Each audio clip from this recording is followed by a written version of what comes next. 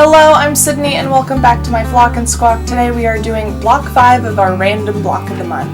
I'll link the playlist above of our other previous blocks, but today we are doing half square triangles.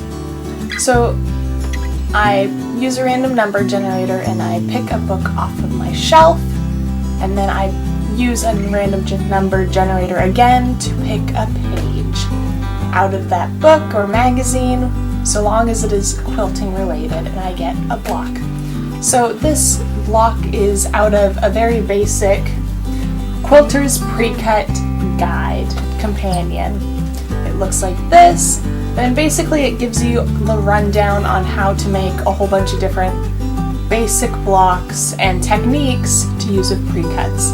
In this case, I am going to be using a 10 by 10 inch fabric square, which is known as a layer cake. I'm going to be doing 4 half square triangles. It's going to be a 4 at a time method, so let's get into it. So first off, for fabric, of course, I have a tote of 10 by 10 inch squares, and from that I picked out this fabric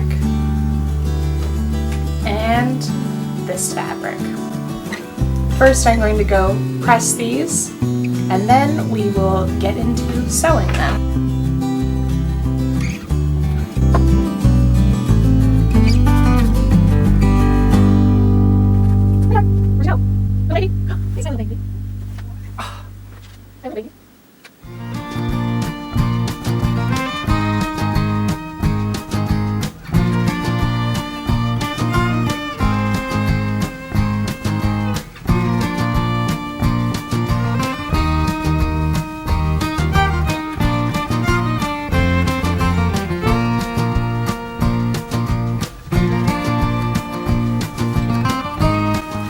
So as you just saw, I pressed these fabrics. They are starched and ready to line up and sew. As you can see, I got my 10-inch squares. So I'm going to put one square fabric face up. Then I'm going to take my second square and I'm going to put that right sides together. You're going to just line up your blocks or your pieces of fabric as best as you can. Sometimes pre-cuts are slightly off. And so these are lined up as best as I can. As you can see, right sides together. And for 4 at a time half square triangles, you are going to sew a 1/4 inch seam along the entire outer edge. So as usual, I'm using my Janome sewing machine. It is a very basic model that happens to be branded Hello Kitty. So any basic sewing machine will do, or you can hand sew. And for me, I like having a 1/4 inch foot. It is basically a little foot that you put on your sewing machine, and it has where you can line up the needle in the center, and then it has a little fence guard that tells you exactly where a 1/4 inch is, so your seams can be consistent because you just bump up your fabric to this point and sew straight along. So I'm just using a very basic straight stitch on my sewing machine. All sewing machines should have this stitch, even older ones. And then for my stitch length, because I'm very confident in my sewing and I don't want it to pull apart at all, it is going to be a 1.5 to 2 of my seam length, or of my stitch length. If you're not as confident, I would recommend going more towards 2.5, but any larger might be a little bit of an issue further down the line. You can start with a longer stitch length, such as a 3, and then go back in once you are confident that your seam is correct or that you sewed correct, and then do a smaller stitch length. If you are going to seam rip, then it is definitely easier to do it with a larger seam. In this case, like I said, we are just going to do the outer edge of the entire square, so no need to worry about anything. Just make sure that right sides are together and that you are seeing the wrong sides of both fabric. So let's get stitching.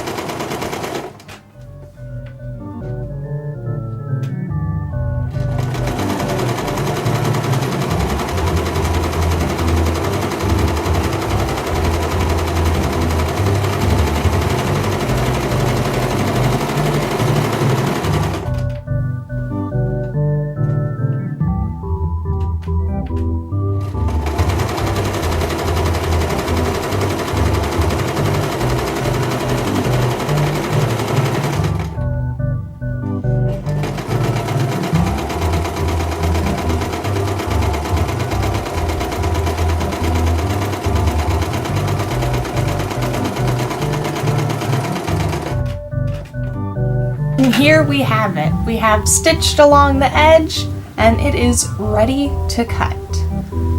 So I'm gonna position you down so you can see my cutting, and let's get into it. So we have our block. We stitched along this edge all the way around, as you can see clearly on this side.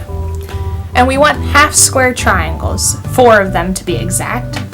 So we are going to cut from this corner to this corner and then this corner to this corner. So the easiest way to do that is to take your ruler and line it up right from corner to corner. You can position it on your cutting mat to get an idea of where the line passes through, because there are diagonal lines marked on most cutting mats. So you can kind of get an idea of that. Just take your ruler, make sure you have one that is long enough. Mine appears to be just long enough. And we can just adjust and then for this kind of cutting and quilting, I recommend a rotary cutter. So then we just take it and boom. Make sure you cut all the way through, but do not lift.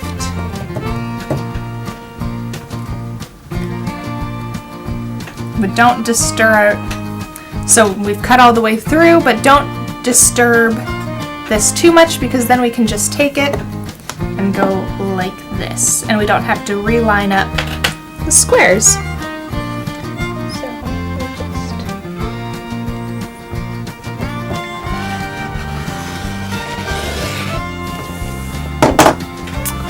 and then take away your ruler, and just like that we can open it up and we have a half square triangle. We now have 4 complete half square triangles, which you can position in a number of ways. So we can do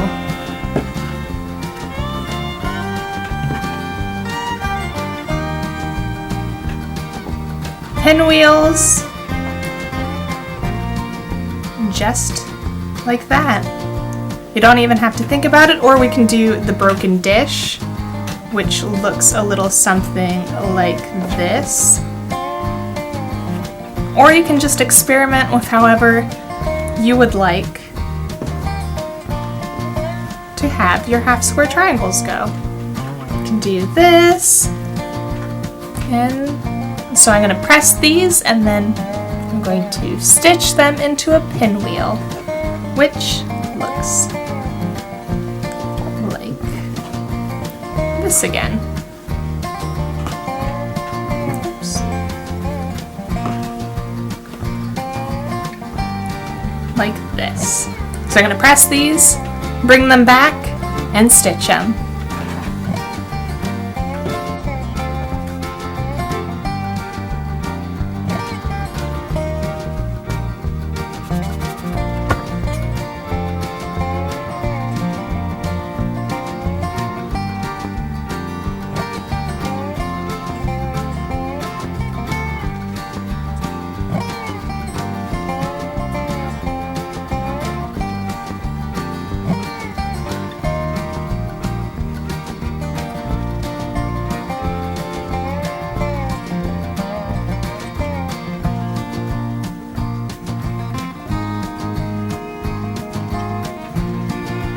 Now we're back at the sewing machine, and it is the same thing where we take 2 of our squares, right sides together, 1/4 inch seam along the edge.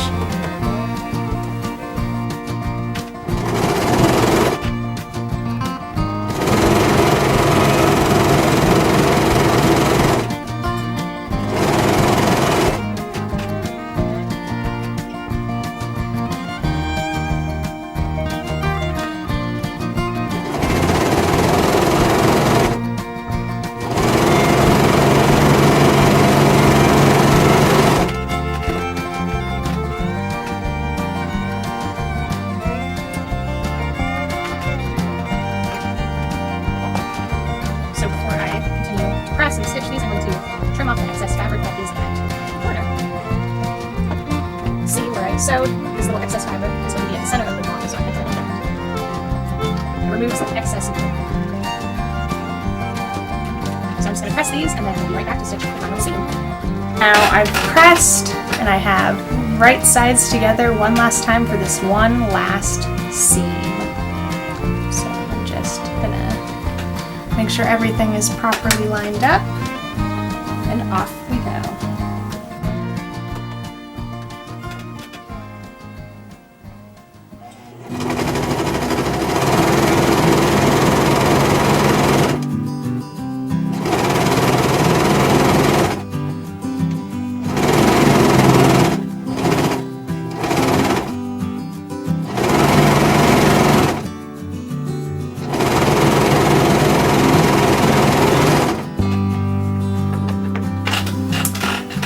And here we have our final block. It is a pinwheel. I have not yet pressed the center seam, so I'll go do that now and then we'll take one last look at it. So here we go. Here is the block. As you can see, the center points are not quite perfect, but it's close enough that it doesn't bother me. If it bothers you, then feel free to try and sew it again or try a different method in the future. But yep, this is block number 5. So with block number 5 being done, I just want to say thank you for sticking around to my Flock and Squawk and checking out what I have. I'm currently working on a lot larger project videos that have to do with using a flip phone and doing other things for a span of 30 days. So if you're interested in that kind of content, then I will be starting to do that more often, and the first one is in fact the flip phone coming out at the end of this month. I'm also planning on some Halloween-y themed videos that have to do with food, so if that kind of content interests you, feel free to stick around and check out my channel in the next month or so. And also, thank you so much for watching. You can check me out at flockandsquawk.com, at flock_squawk over on Instagram, and of course, have a great day.